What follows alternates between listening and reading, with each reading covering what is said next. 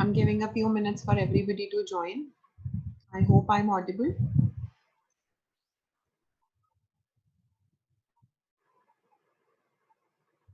Punya, how is it going? Is the voice okay?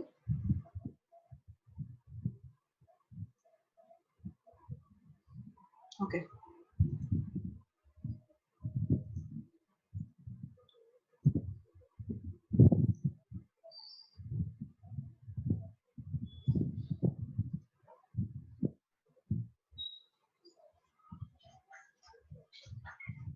Thank you.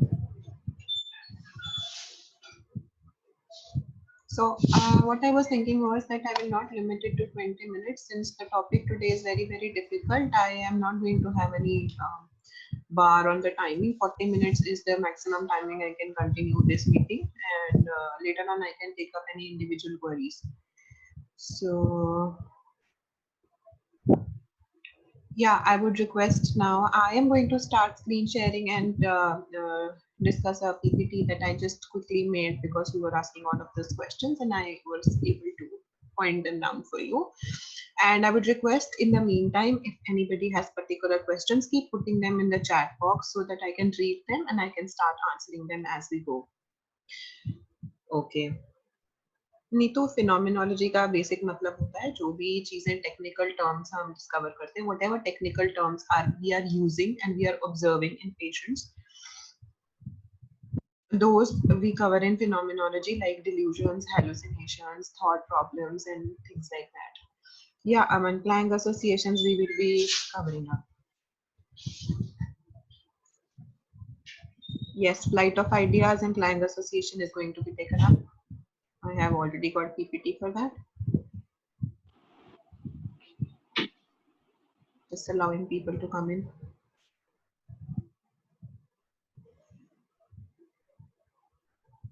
Shubhangi, psychomotor activity is actually made up of two terms. One is motor and one is psycho. So basically the motor activity is describing the physical activity that the person is doing. How is the person seated? Is the person very, very fidgety? Is the person moving a lot? Or is the person very quiet and sitting timidly? And psychomotor activity is basically the psychological phenomena that is going inside the person's mind that is giving rise to motor activity. So some people can have less motor activity because they are anxious or sad, or even it could be a part of the negative symptoms of psychosis. Negative symptoms means psychosis has two symptoms, negative symptoms and positive symptoms. So negative symptoms are where the patient is very, very withdrawn, apathetic, doesn't look the person, the examiner in the eye, is not talking. So then they are not reacting to any kind of stimulus, verbal, non-verbal also. So they will just sit there quietly gazing somewhere in the distance as if they are lost. So that is when we say that they have less psychomotor activity. Incoherence, loosening up associations and derailment. Yes, I will be covering that. Maybe not today, but tomorrow. Mood and effect I will be covering.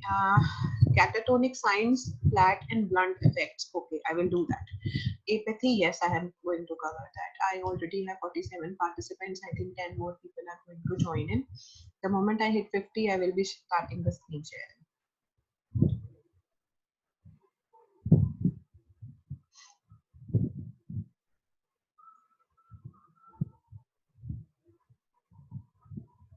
Are you testing me, Param? It's very difficult. Okay, I'll take it up.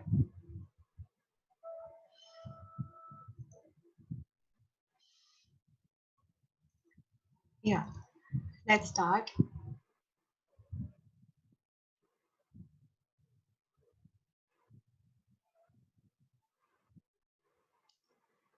Yeah, so I have my chat box as well as my presentation ready. Give me just a minute. Yeah, now we go.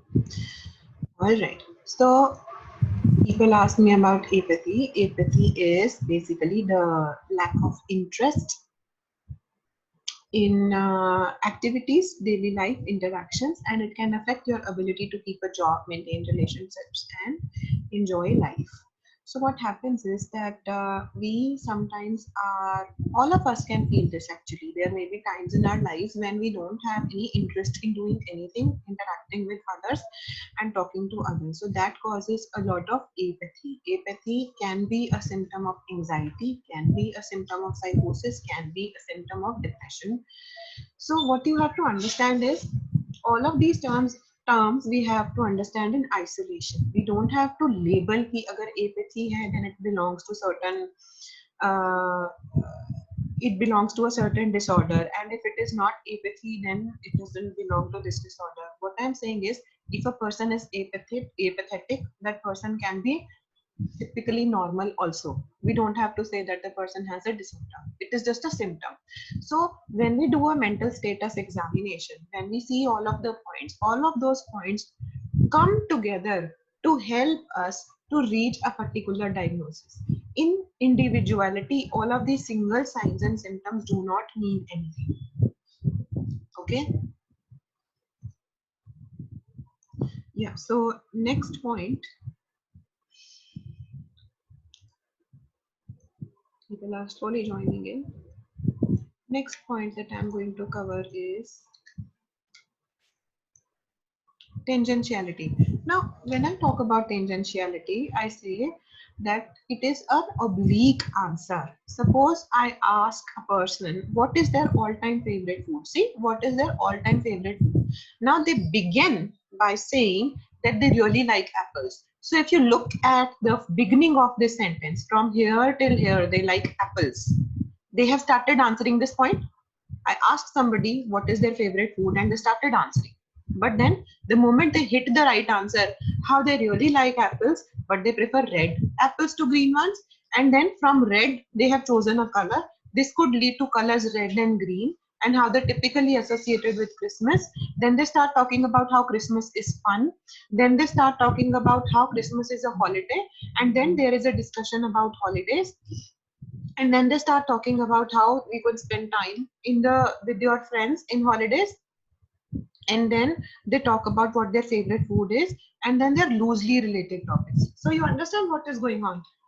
The key point to remember in this issue is that when people are asked a question in tangentiality, the first beginning of the answer will always be the answer to the question that you have asked, but just the moment that they have started answering, they will shift, they will change, and they will start thinking and talking about something else, which is of course associated with the question that you did ask, but then it is not actually what the answer was. Suppose you ask me what is my favorite food, I would say apple, but that's not what the answer this patient gave. They said apple, red apple, green apple, then from green to color. I hope you get my drift what I'm trying to say.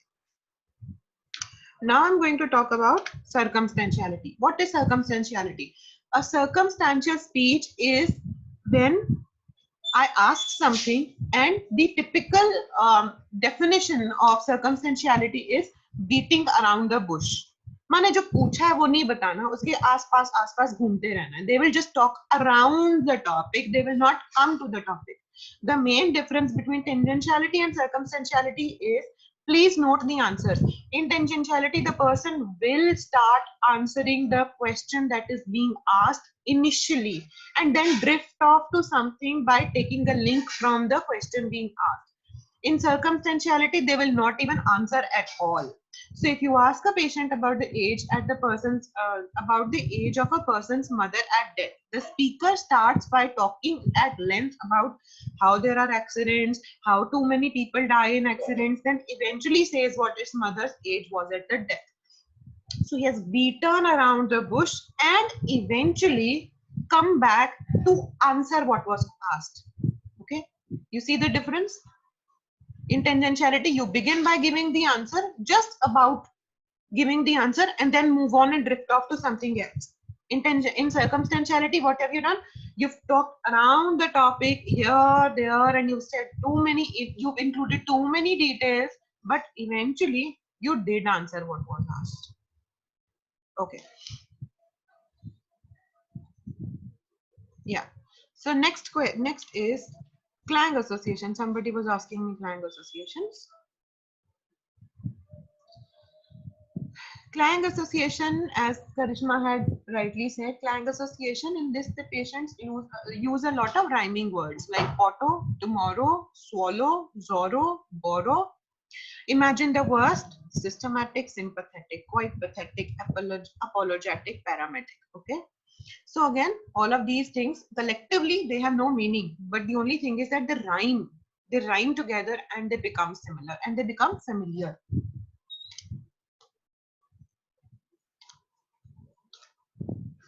Okay, this was a small presentation that I wanted to share with you to explain the concepts. Now I'm going to come back to to our chat window where I'm going to answer all of the questions.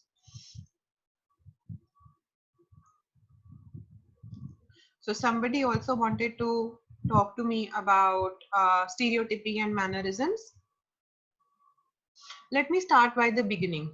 Okay. Clang associations I've covered. Psychomotor activity I've covered. Param, I'll be coming to your questions in some time. Okay. Mood and affect. Now, Karishma was trying to explain mood and affect by giving you an example of weather and climate.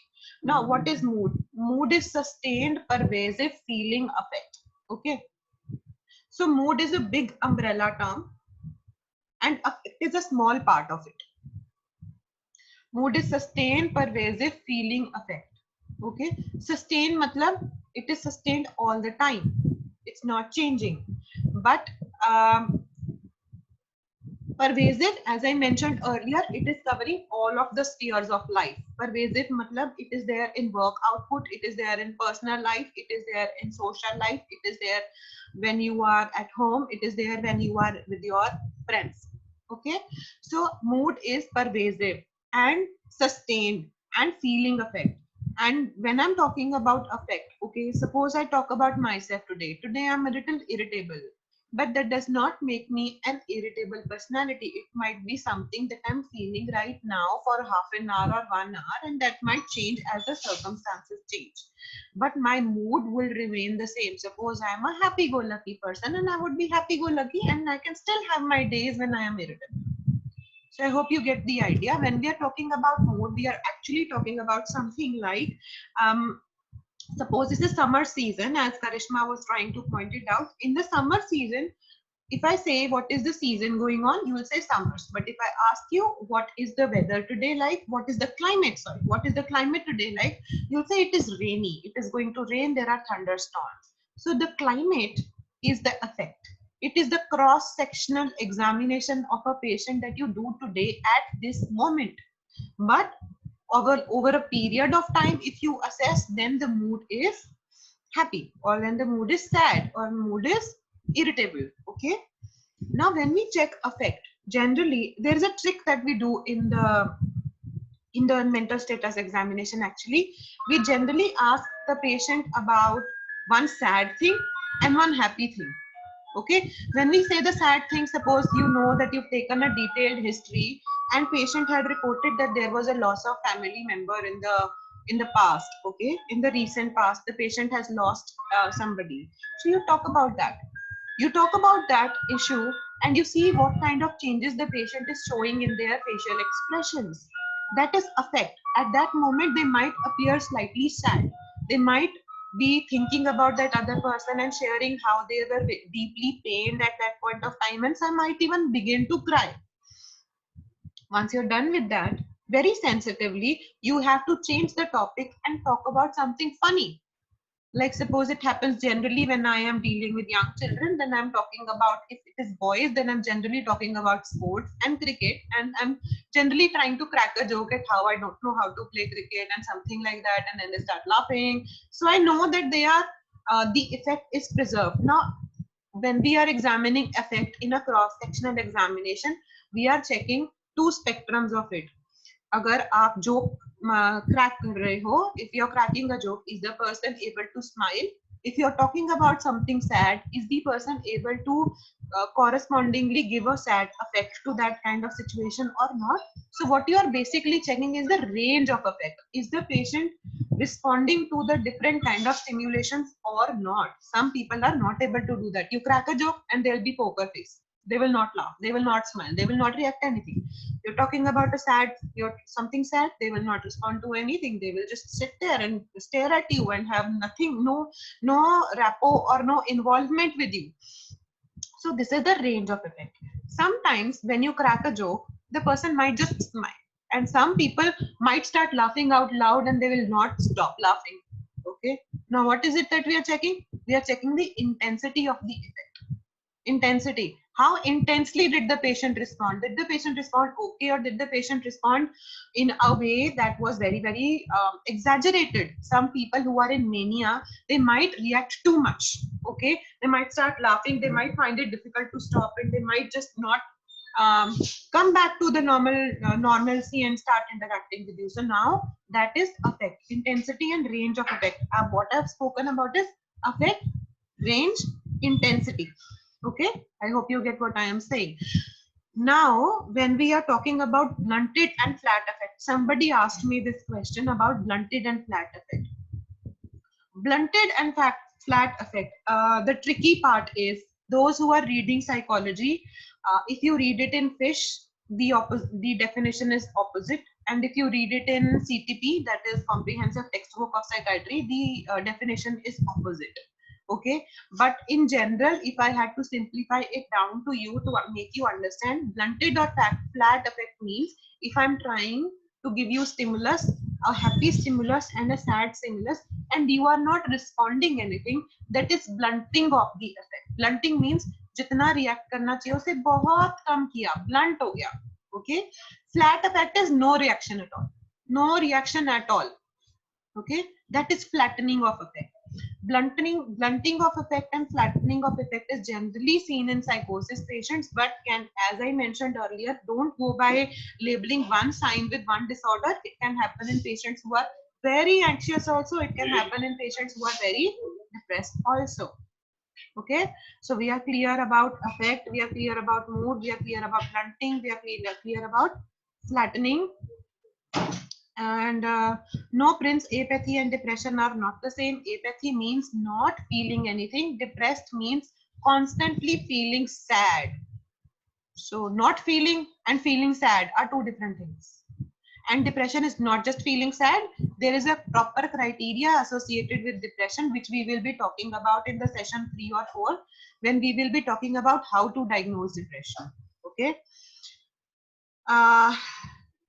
Now somebody wanted me to talk about mannerism, stereotypy and tics. But before I do that, when I was talking about mood, I wanted to talk about something called euphoria, elation, exaltation and ecstasy. Does anyone have any idea about this? I'm trying to now start. Okay, what I'll do is I'll create a new document for you.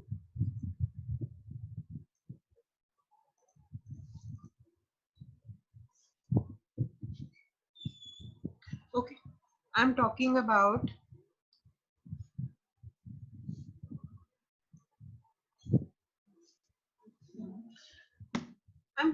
certain terms that we use in assessment of mood. One is euphoria. Okay, I'll write euphoria here. Okay, so euphoria. Anybody knows what euphoria is? Just wait, I'll just open my chat window so that I can interact more with you guys. Yes, extreme state of happiness. Aradhana, you are quite on the point, but let me discuss it in detail. It's a very interesting concept. I want all of you to pay attention. So I'm going to talk about what is in mood, what is in psychomotor. Now, before you ask me, PMA means psychomotor activity, which we discussed in mental status examination about the physical activity that the person is showing. Okay, and then we have thought. So when we talk about euphoria, euphoria means a state of feeling good. So I'm going to denote feeling good as a 1+. Feeling good, okay? And psychomotor activity in euphoria can be increased or can be even decreased. Okay, I'm sort of feeling good. Suppose I just got result from my exams and I wanted to score 90%, but I scored 89%.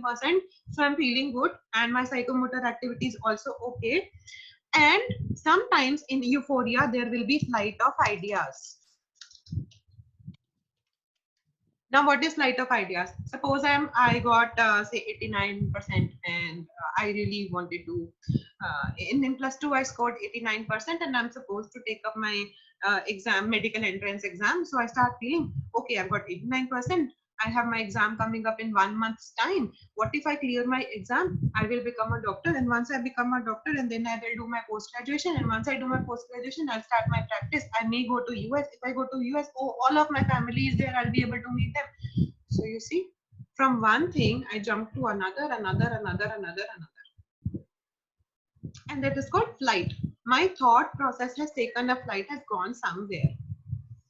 Yeah. So next, what we are going to talk about is elation.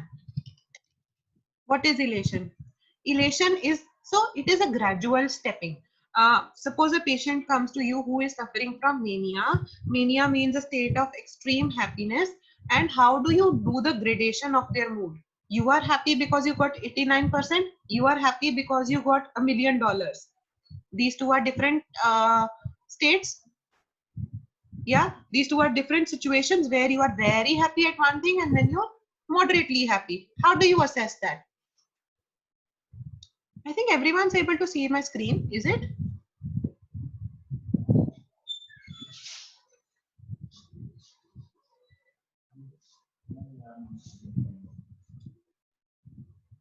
Okay, wait, I'm sharing again. Tell me now.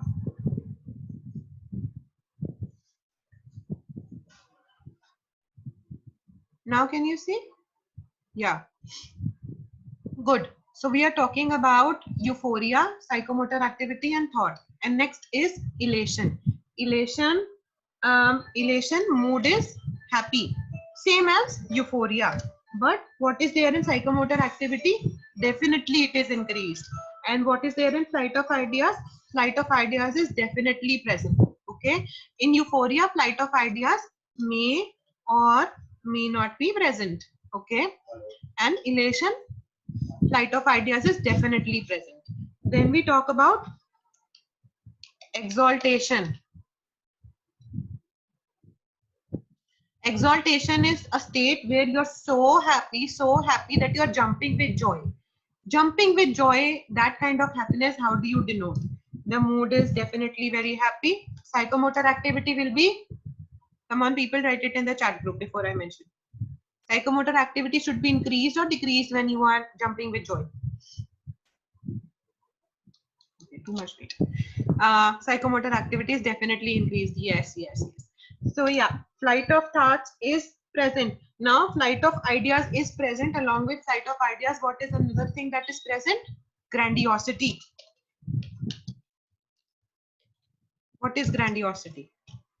The feeling that I have a lot of money, even if I don't. मतलब मुझे ऐसी feeling आती है that I have a lot of money and that I can win everything. That I have a lot of money and I can become the prime minister one day, I will rule the country. All of these things might not have a logical basis, but because I'm so happy, I'm feeling everything. Suppose I won a lottery for 1 lakh rupees. I'm thinking now I'm going to, yes, feeling powerful. Now I'm going to buy a poultry farm and then I will keep a lot of chicks in the poultry farm. Then they will lay a lot of eggs and then a lot of eggs will give a lot of chicks and then they will have a lot of eggs and then I have a lot of money. I hope you understand what I'm saying. Grandiosity leads to ideation that I am invincible, I am powerful, I have a lot of money.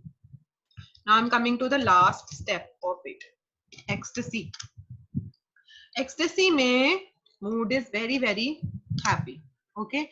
Now ecstasy, ironically, in ecstasy, when you are so happy, it's almost like a trance state. Trance state, like yogis and Buddhists and people who go into deep meditation, they achieve that state. Now, ironically, what happens when you are excessively happy? The psychomotor activity may be decreased. May be decreased. It could be increased also. And in this, thought process is flight of ideas, grandiosity, and there is definite delusions present. Now, what is delusions? exaltation mein we were feeling grandiose, we were feeling powerful, that one day I will become president or prime minister, one day I will have my farmhouse, one day I will have a lot of money. But ecstasy, there is delusions, and you end up feeling, oh, I have a lot of money, I already have it. Even if you don't, I already, oh, I have a mansion here and I have a mansion there. Yes, false belief, but false belief is actually, that is fixed, that goes to delusion. So we will be covering up delusions when we take up next class, when we do phenomenology in the next class. Would you guys want me to take up stereotypy and mannerism in the same way we've discussed euphoria and elation, ecstasy and exaltation? If yes, then it is slightly difficult topic. Let me know how many people are interested so that I can begin with it.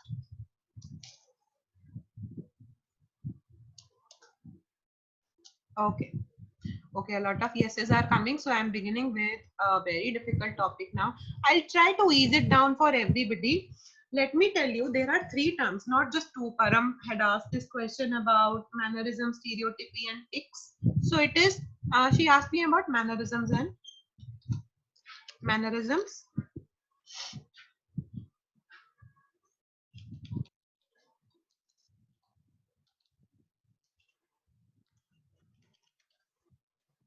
Mannerism, stereotypy, and tics. These are very, very commonly used terms, and I want you guys to pay attention to this now.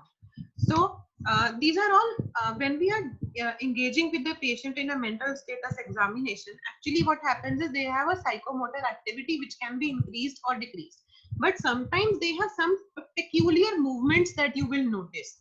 Some people might have eye blinking movements, mouth turning movements, shoulder shrugging movements. Some people might have fidgeting in their feet. Now, all of these things, you have to categorize them in some way or the other. And how will you do that? First thing that you need to understand is whether it is a voluntary thing or an involuntary thing. So, voluntary or involuntary. Okay.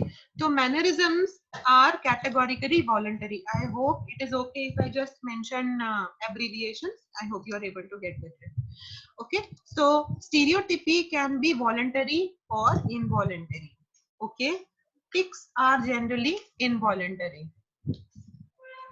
मतलब mannerism बंदा habit से करता है, behaviour की वजह से करता है, जानबूझ के करता है, उसकी एक आदत बन गई है.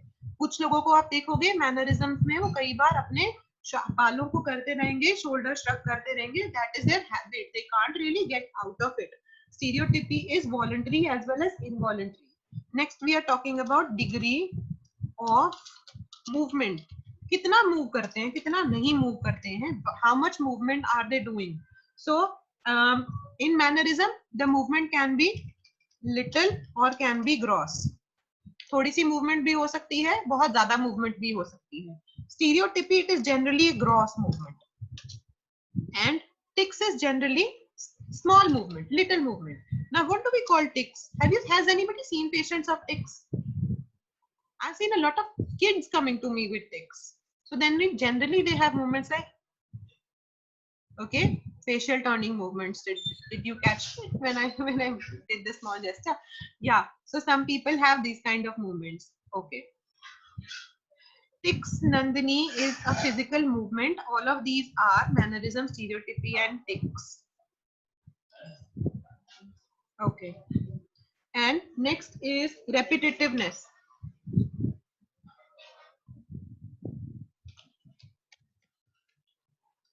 कितना repetitive होती हैं movements?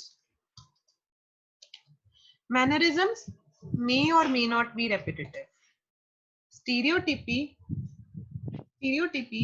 is always repetitive. Tics is also always repetitive. Okay.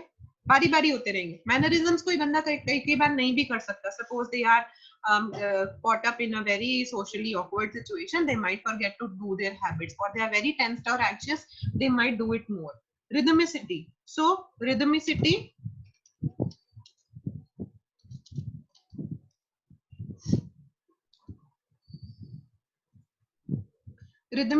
is when they might or might not have rhythmicity in mannerisms. Habit है, कई बार rhythm से करेंगे, कई बार नहीं करेंगे. Stereotypy, no rhythm. Tics has rhythm. Okay. I know these are difficult topics. Please understand them today. Go through them today. I am giving you this flowchart. This is very, very important. When you will read the definitions, you can refer to this flowchart, this table again, and you will understand what I'm talking about. So, group of muscles. Which group of muscles is involved? Small muscles are also involved in mannerisms, and large are also involved. Okay. Stereotypy always has large muscles that are involved, and tics always has small muscles. Okay.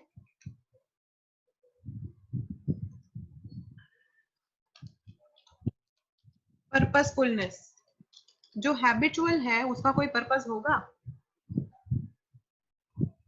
Initially होता है.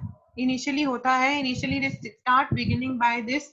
Initially they do have, like suppose they started begin by combing their hair, or they start beginning that mannerism by doing this throat clearing. Initially they do, and then later then they don't have. Okay, then they don't have it in mannerism and in stereotypy. Okay, last point, understandability. Can you understand them? Purposefulness and understandability are actually interchangeable terms. Mannerism is understandable, stereotypy is not understandable, and tics is also not understandable. Okay. Degree of movement and rhythmicity. It's not rhythm, Prince, it's rhythmicity. Degree of movement means बहुत सारा movement किया या थोड़ा movement किया. Rhythmicity means, is it a dance like movement? Is one movement associated with the next movement? Okay, so I have another 7 minutes remaining in this meeting today. I will be sharing all of these tables with you that I have just described here. Let me get back to my window.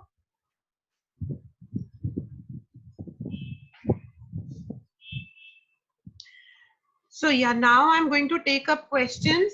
Whosoever is willing to ask questions, please tell me.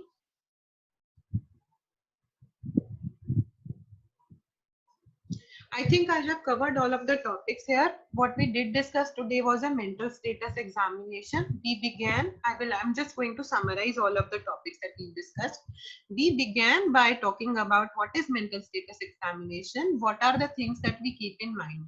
What you need to know is that the moment the patient walks into your room, that is the time when the mental status examination starts. Okay, it doesn't start at when you have generally kya hota hai, we have a history taking performer. Once the performer finishes, the mental status examination is at the end. Okay, but it's not that time when you start the mental status examination. Actually, the mental state examination starts the moment you've seen the patient. Okay, because you will be taking care of their gait the moment they have walked in. Have they combed their hair? Have they groomed themselves? Are the buttons properly buttoned? Is the belt fastened? Are the shoes clean? Are the nails clean? Is there any smell that is coming from a patient?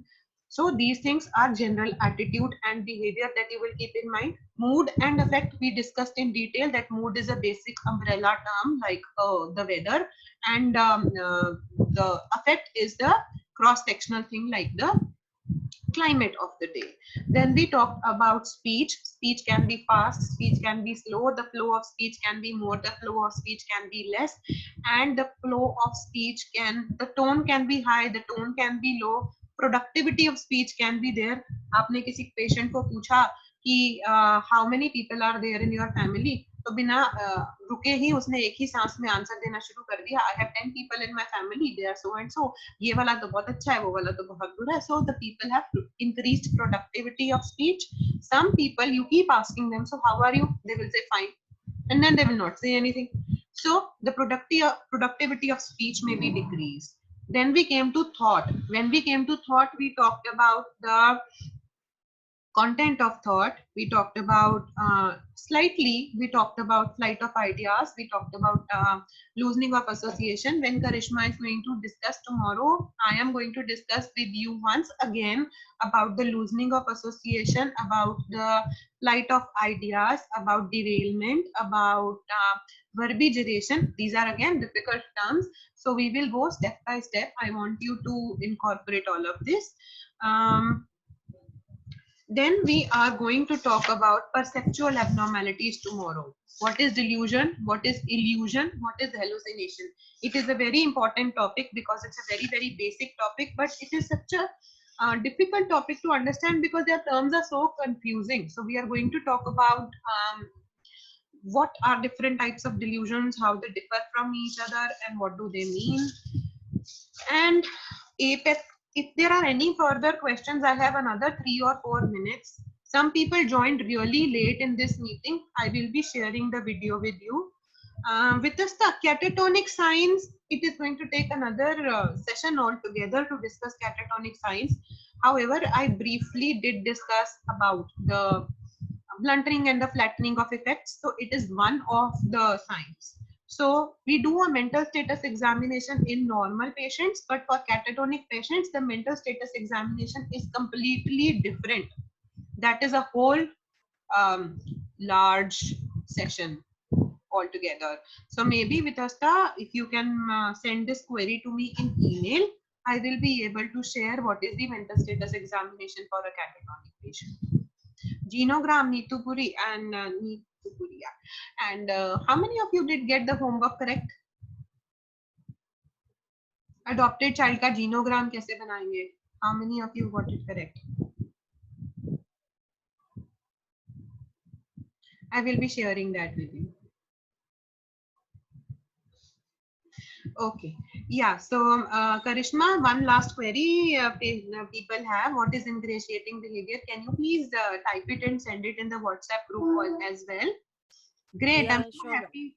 So happy that somebody, a lot of people have done their homework today. And we will be sharing. Karishma, can you also please tell about what are the resources you will be sharing after the session today? Yeah, sure, ma'am. Ma'am, I just want to finish this topic, then I will just share with everybody tomorrow. Yeah. Yeah, so you can share the PPT that you have made already so that they can understand what were the points and that will help them understand the tomorrow's topic as well. So please share the PPT. And people who are asking me about fish, I will be sharing the screenshot of the book and putting it in the group. Any last minute questions?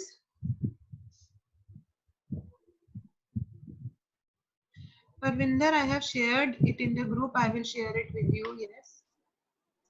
Neha Joshi, yes, you are very correct. Rectangle in the bracket.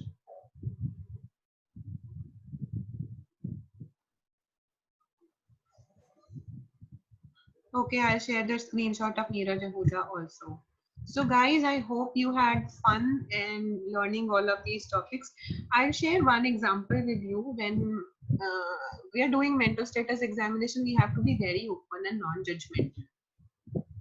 So until the next day, let's keep learning. I'll share the resources in the group. We had a lovely meeting today. Thank you all for joining. Thank you, Karishma, for taking a wonderful class. See you all tomorrow. Thank you, ma'am.